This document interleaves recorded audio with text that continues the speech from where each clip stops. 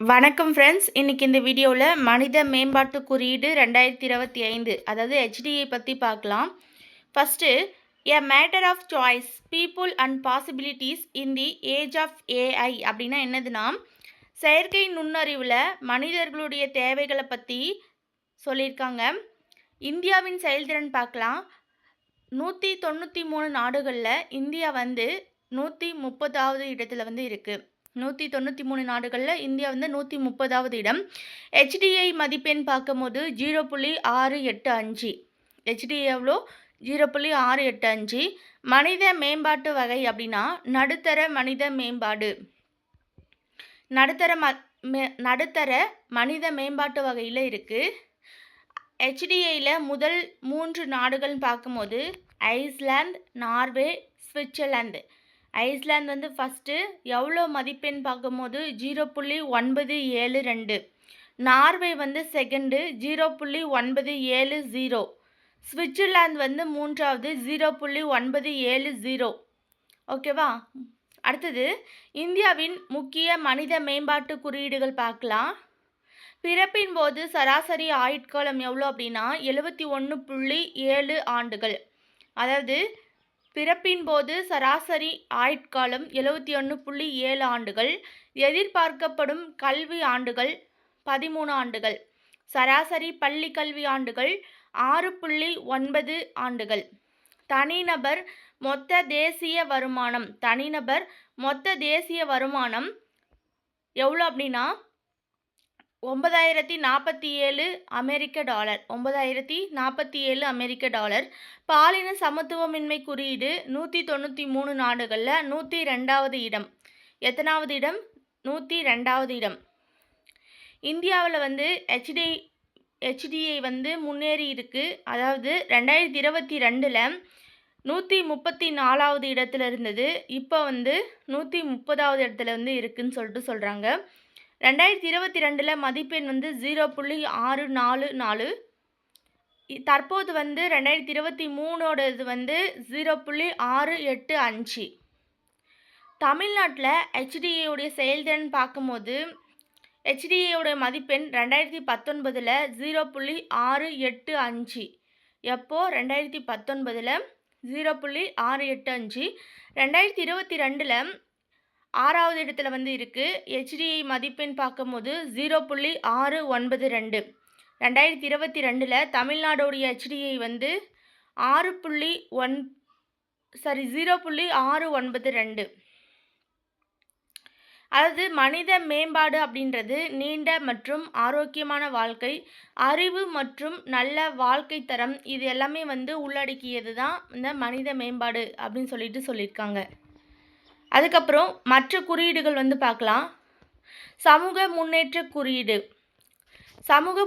குறியீடு தமிழ்நாட்டுடைய தரவரிசைன்னு பார்க்கும்போது முதலாவது இடத்துல இருக்குது.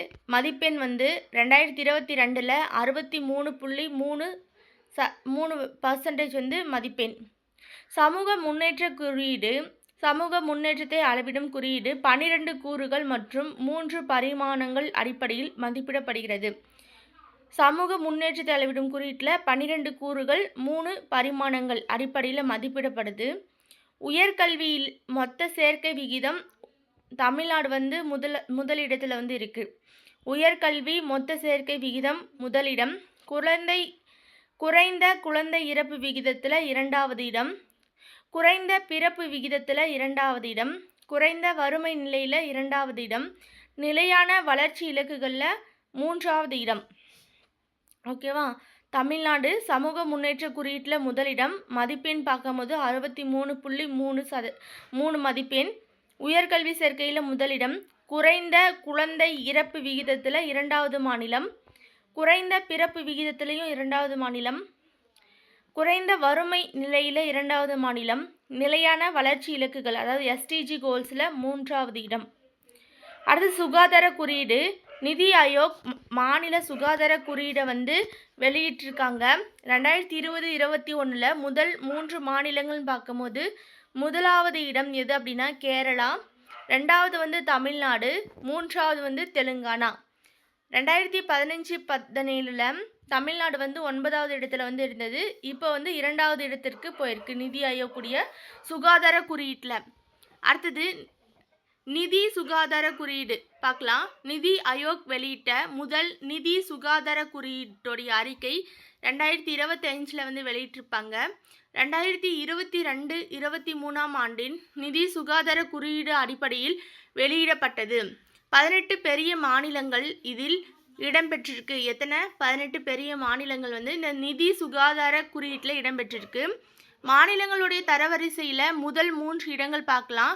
முதலிடம் வந்து ஒடிஷா, 2வது இடம் வந்து சத்தீஸ்கர், 3வது இடம் வந்து கோவா.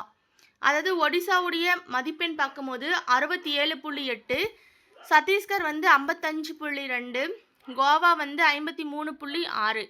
தமிழ்நாட்டுடைய தரவரிசைன்னு பார்க்கும்போது நிதி சுகாதார குறியீட்டில் 11வது இடம், மதிப்பெண் பார்க்கும்போது 29.2. அடுத்தது செயல்திறன் அடிப்படையிலான மாநிலங்களுடைய வகைப்பாடு கொடுத்துருக்காங்க. சிறந்த செயல்திறன் கொண்ட மாநிலங்கள் பார்க்கும்போது ஒடிஷா, சத்தீஸ்கர், கோவா, ஜார்க்கண்ட். சிறந்த செயல்திறன் கொண்ட மாநிலங்கள் ஒடிஷா, சத்தீஸ்கர், கோவா, ஜார்க்கண்ட். மிகவும் பின்தங்கிய மாநிலங்கள் பார்க்கும்போது பஞ்சாப், ஆந்திர பிரதேசம், மேற்கு வங்காளம், கேரளா. இது வந்து மிகவும் பின்தங்கிய மாநிலங்கள். முன்னணி மாநிலங்கள் பார்க்கும்போது மகாராஷ்டிரா, உத்தரப்பிரதேசம், மத்திய பிரதேசம், கர்நாடகா. அதாவது தமிழ்நாடு வந்து செயல்திறன் கொண்ட மாநிலங்கள் பட்டியலில் வந்து இடம்பெற்றிருக்கு. செயல்திறன் கொண்ட மாநிலங்கள் பட்டியலில் தமிழ்நாடு, பீகார், ராஜஸ்தான், ஹரியானா இந்த மாநிலங்கள் எல்லாமே வந்து இடம்பெற்றிருக்கு. அடுத்தது எஸ்டிஜியில் வந்து தமிழ்நாட்டுடைய செயல்திறன் எஸ்டிஜி குறியீடு 2023 தமிழ்நாட்டுடைய செயல்திறன் பற்றி பார்க்கலாம். எஸ்டிஜி குறியீடு 2023 தமிழ்நாட்டின் செயல்திறன், அதாவது ஒரு இலக்கில் அதாவது கோலில் வந்து அச்சீவர் நிலை பெற்றுள்ளது. 13 இலக்குகளில் வந்து ஃப்ரண்ட் ரன்னரு, அதுக்கப்புறம் 2 இலக்குகளில் வந்து பர்ஃபார்மர் நிலை வந்து பெற்றிருக்கு அப்படின்னு சொல்லிட்டு சொல்கிறாங்க. தமிழ்நாட்டுடைய தரவரிசைன்னு பார்க்கும்போது 2023 3வது இடம், மதிப்பெண் வந்து 78. முதல் மாநிலம் பார்க்கும்போது உத்தரகாண்ட் எவ்வளோ? 79. கேரளாவும் 79. கடைசியில் வந்து எது அப்படின்னா பீகார். அடுத்தது பாலின சமத்துவமின்மை குறியீடு. பாலின சமத்துவமின்மை குறியீடு வெளியிடும் அமைப்பு எது அப்படின்னா யுஎன்டிபி, அதாவது ஐக்கிய நாடுகள் வளர்ச்சி திட்டம். இந்த பாலின சமத்துவமின்மை குறியீட்டில் 2025 193 நாடுகளில் 108வது இடம் வந்து பெற்றிருக்கு இந்தியா. மதிப்பெண் பார்க்கும்போது 0.437. அடுத்தது உலக மகிழ்ச்சி குறியீடு. முன்ன பார்த்தப்போ வந்து பாலின சமத்துவமின்மை குறியீடு 102ன்னு சொன்ன போல் அதை வந்து மாற்றிக்கோங்க, 108வது இடம். அடுத்தது உலக மகிழ்ச்சி குறியீடு வெளியிட்ட அமைப்பு வந்து எதுனா ஐநாவுடைய நிலையான வளர்ச்சி தீர்வுகள் வலையமைப்பு தான் வெளியிட்டிருக்கும் உலக மகிழ்ச்சி குறியீட்டை. இதனுடைய கருப்பொருள் பார்க்கும்போது கேரிங் அண்ட் ஷேரிங். உலக மகிழ்ச்சி குறியீட்டில் முதலாவது இடம் பின்லாந்து, தொடர்ச்சியாக 8வது ஆண்டாக வந்து முதலிடத்தில் வந்து இடம் பெற்றிருக்கு. 2வது இடம் வந்து டென்மார்க்கு, 3வது இடம் வந்து ஐஸ்லாந்து. அதாவது இந்தியாவுடைய தரவரிசை பார்க்கும்போது 2025 118வது இடமும் 2024 126வது இடமும் இருக்குது. இந்தியாவுடைய தரவரிசை 2025 118, 2024 126. உலக பாலின இடைவெளி குறியீடு. உலக பாலின இடைவெளி குறியீட்டில் 2025 வெளியிட்டது வந்து யார் அப்படின்னா உலக பொருளாதார மன்றம் தான் வெளியிட்டிருப்பாங்க.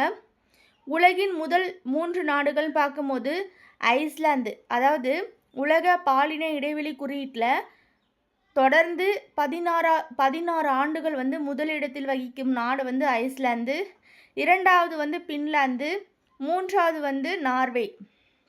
இந்தியாவின் செயல்திறன்கள் பார்க்கும்போது 2025 148 நாடுகளில் 131வது இடம், மதிப்பெண் பார்க்கும்போது 0.644. 2024 148 நாடுகளில் 129வது இடம், மதிப்பெண் வந்து 0.641%. அடுத்தது தேசிய பன்முக வறுமை குறியீடு பற்றி பார்க்கலாம். மொத்தம் 12 குறியீடுகளுடைய அடிப்படையில் தான் அந்த தேசிய பன்முக குறியீடு வந்து கணக்கெடுப்பு செய்கிறாங்க. தமிழ்நாட்டுடைய செயல்திறன் 2019 2021 தமிழ்நாட்டுடைய செயல்திறன் பார்க்கும்போது வறுமையோட விகிதம் 2.20%. வறுமையோட விகிதம் 2.20%. வறுமையின் தீவிரம் 38.70%. வறுமையின் தீவிரம் 38.70%. பன்முக வறுமை குறியீடு 0.009. அதே கிராமப்புற நிலையில் கிராமப்புற வறுமையுடைய விகிதம் 2.9%. கிராமப்புற வறுமையின் தீவிரம் வந்து 38.84%. கிராமப்புறத்தில் பன்முக வறுமை குறியீடுன்னு பார்க்கும்போது 0.011. நகர்ப்புற நிலை நகர்ப்புற வறுமையுடைய விகிதம் 1.41%. நகர்ப்புற வறுமையுடைய தீவிரம் பார்க்கும்போது 38.27%. நகர்ப்புற இந்த பல்பரிமாண வறுமை எவ்வளோ அப்படின்னா 0.005. மாவட்டங்களுடைய செயல்திறன் அடிப்படையில் பார்க்கலாம். சிறந்த செயல்திறன் கொண்ட மாநிலங்கள் முதல் இடத்துல கன்னியாகுமரி, 2வது வந்து கோயமுத்தூர், 3வது வந்து சென்னை, 4வது வந்து வேலூர், 5வது வந்து திருவள்ளூர். முதல் வந்து இது கன்னியாகுமரி, 2வது வந்து கோயமுத்தூர், 3வது சென்னை, 4வது வேலூர், 5வது வந்து திருவள்ளூர். குறைந்த செயல்திறன் கொண்ட மாவட்டங்கள் பார்க்கும்போது புதுக்கோட்டை ஃபஸ்ட்டு, 2வது திண்டுக்கல், 3வது சிவகங்கை, கடலூர், விழுப்புரம். சிறந்த செயல்திறனில் முதலிடம் கன்னியாகுமரி, குறைந்த செயல்திறனில் வந்து சிறந்த செயல்திறன்னா கன்னியாகுமரி, குறைந்த செயல்திறன் கொண்டது புதுக்கோட்டை. அதே வந்து முதலிடம் மாநிலங்களுடைய செயல்திறனில் முதலிடம் எது அப்படின்னா புதுச்சேரி, 2வது இடம் லட்சத்தீவு, 3வது இடம் அந்தமான் நிக்கோபர் தீவு, 11வது இடம் வந்து தமிழ்நாடு. அடுத்தது பன்முக வறுமை நிலையான வளர்ச்சி 2024-25 பார்க்கலாம். பல்பரிமாண வறுமையிலிருந்து மீண்ட மக்கள், அதாவது 2015-16 முதல் 2019-21 வரை 13.5 கோடி மக்கள் பல்பரிமாண வறுமையிலிருந்து மீண்டுள்ளனர். அதாவது 135 மில்லியன் மக்கள் வந்து பல்பரிமாண வறுமையிலிருந்து மீண்டு உள்ளனர்.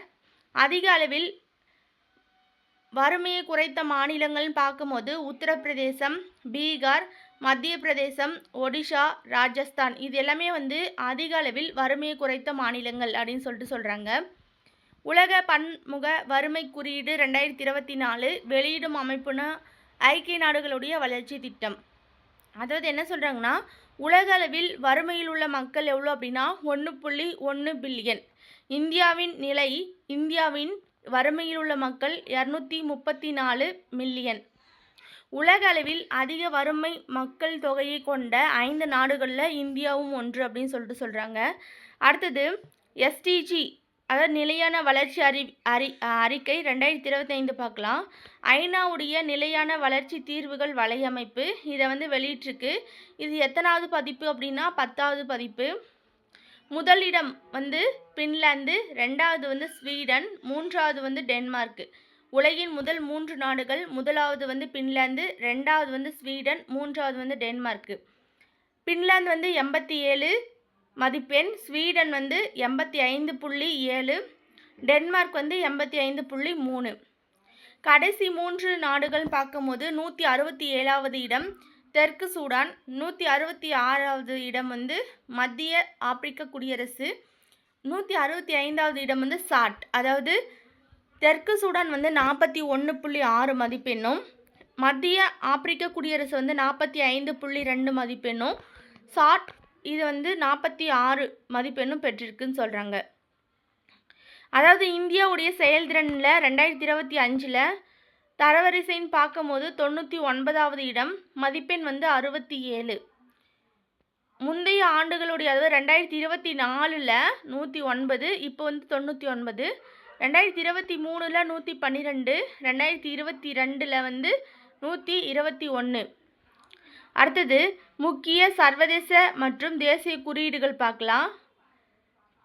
அதாவது 13 இலக்குகளை ஃப்ரண்ட் ரன்னரு, 1 இலக்கில் வந்து அச்சீவரு, 2 இலக்குகளில் வந்து பர்ஃபார்மர். அதாவது எஸ்டிஜியில் வந்து 17 இலக்குகள் இருக்குதுன்னு சொல்லிட்டு முன்னே பார்த்தோம். அதில் வந்து கொடுத்துருக்காங்க.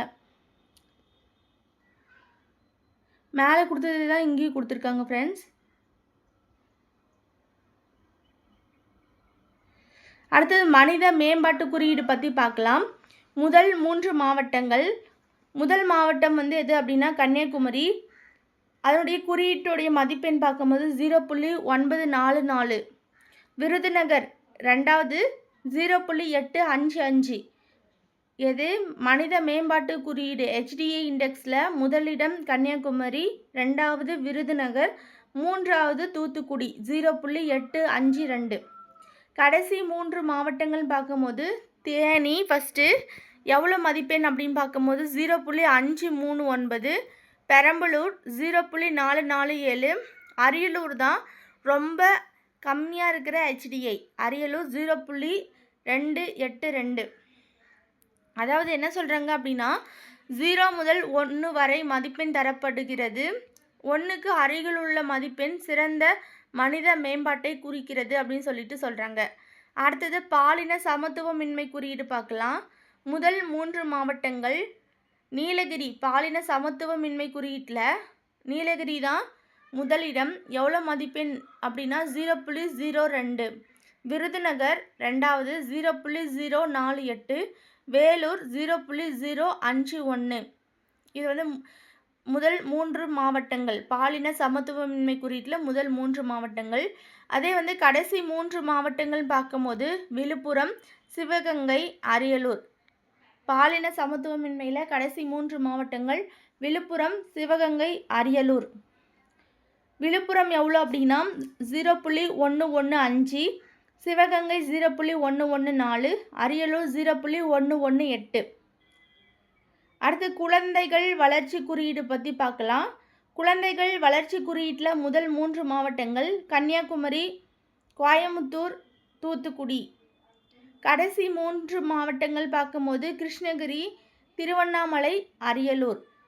முதல் 3 மாவட்டங்கள் கன்னியாகுமரி, கோயமுத்தூர், தூத்துக்குடி. முதல் 3 மாவட்டம். கடைசி 3 மாவட்டம் அப்படின்னா கிருஷ்ணகிரி, திருவண்ணாமலை, அரியலூர். பன்முக வறுமை குறியீட்டில் முதல் 3 மாவட்டங்கள் காஞ்சிபுரம், சென்னை, கடலூர். பன்முக வறுமை குறியீட்டில் முதல் 3 மாவட்டங்கள் காஞ்சிபுரம், சென்னை, கடலூர். காஞ்சிபுரம் எவ்வளோ அப்படின்னா 0.34. அதே கடைசி 3 மாவட்டங்கள் ராமநாதபுரம், பெரம்பலூர், தர்மபுரி. அதாவது தர்மபுரி தான் வந்து பன்முக வறுமை குறியீட்டில் கடைசி மாவட்டம். எவ்வளோ அப்படின்னா 0.70. அடுத்து உணவு பாதுகாப்பு குறியீடு. உணவு பாதுகாப்பு குறியீட்டில் முதல் 3 மாவட்டங்கள் பார்க்கும்போது திருவாரூர், கன்னியாகுமரி, நாகப்பட்டினம். திருவாரூர் எவ்வளோ அப்படின்னா 0.580. கன்னியாகுமரி 0.582. நாகப்பட்டினம் வந்து 0.584. கடைசி 3 மாவட்டங்கள் உணவு பாதுகாப்பு குறியீடில் கடைசி 3 மாவட்டங்கள் விருதுநகர், பெரம்பலூர், நீலகிரி. விருதுநகர், பெரம்பலூர், நீலகிரி. Okay friends.